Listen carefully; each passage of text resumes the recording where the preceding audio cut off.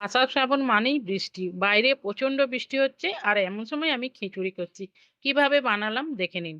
প্রথমেই আমি কাজু কিশমিশগুলো ভেজে নেব। তারপরে কোড়ার মধ্যে তেল দিয়ে গোটা গরম মসলা, জিরে, তেজপাতা, শুকনো লঙ্কা, টমেটো দিয়ে দিই। এবার দিয়ে দিলাম আমি একটু আদা বাটা। তারপরে দিয়ে দিয়েছি নুন, হলুদ, জিরে ধনের গুঁড়ো, লঙ্কার গুঁড়ো। অল্প জল দিয়ে ভালো করে মশলাটাকে কষিয়ে নিয়েছি। দিয়ে দিয়েছি গোবিন্দভোগ চাল, আগে থেকে ধুয়ে রেখেছিলাম, মুগ ডাল, মুসুর ডাল। সবকিছু ভালো করে একসাথে কষিয়ে নেব।